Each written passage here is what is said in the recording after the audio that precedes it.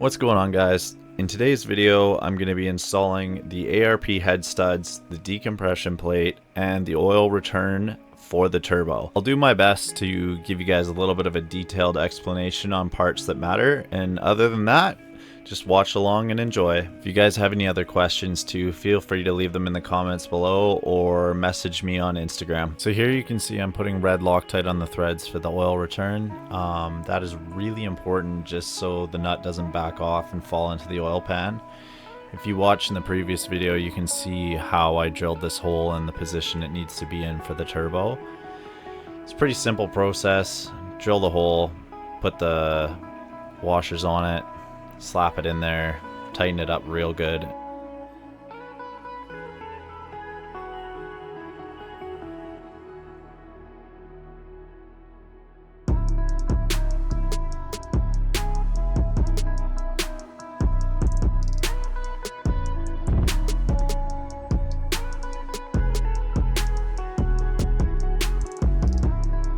Another thing that'll save you guys a lot of headache is laying the timing cover on the ground and putting the bolts into the holes where they need to be before placing it on the engine, just because they're different lengths and it's kind of nice to have the layout before you put it on the motor.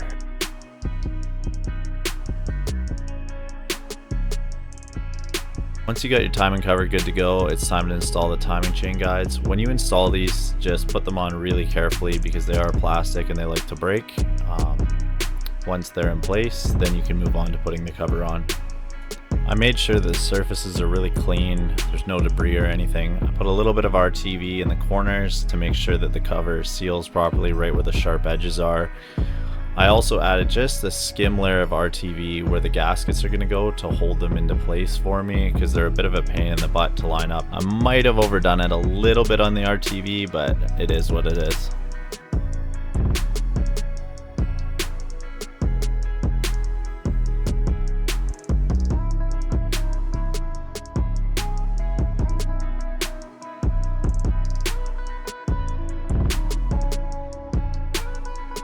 So once you got the cover on, make sure all the bolts are snug, and then you can move on to torquing them.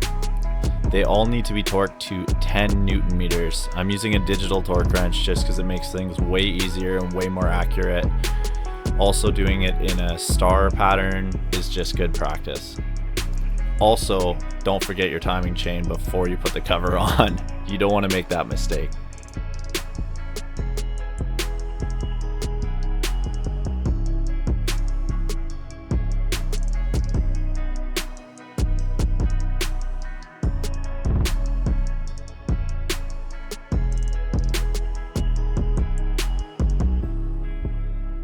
Now that we got the timing cover on, we can move on to prepping the head gasket for the decompression plate. Now, this could be vary depending on what you're doing, but for this specific application, this is the way I was told to do it. You start off by taking the head gasket, which is a 3-piece, and you pull the brass rivets out to separate the head gasket into 3 pieces. It's a little bit of a tedious process, so just be careful you don't damage the head gasket and just take your time taking these little buggers out.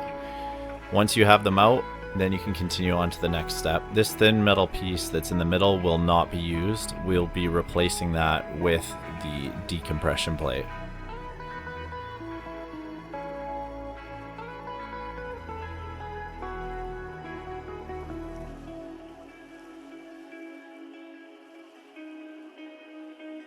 Now that we have the decompression plate and the head gaskets prepped to go on the motor, we can move on to installing the head studs.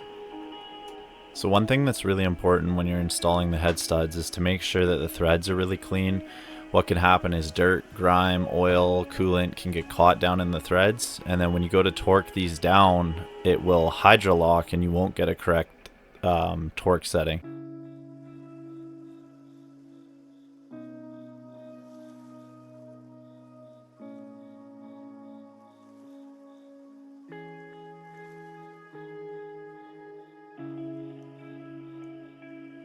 So another really important part of this process is the ARP studs have Allen keys in the top of them. When you're installing them, as you can see here, I'm tightening them down.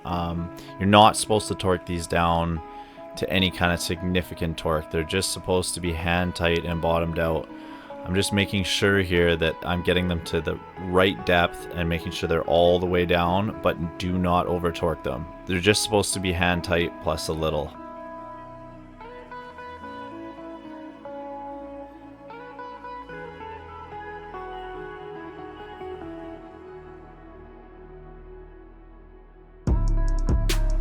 When installing the 3 pieces of the head gasket, just make sure that you do it really carefully and you don't bend it when you're pushing it over the studs. It's kind of finicky to get them on there, but it's not too bad. Also, make sure the black rubber ring of the gasket on the first piece is facing downwards. I made that mistake and had to take it back off again. Once you have the first piece on, then you can put the decompression plate in the middle. Once the decompression plate is in the middle, put the other gasket on top of that, and then you're good to go. So after you get the head on, it's time to torque the head stud nuts.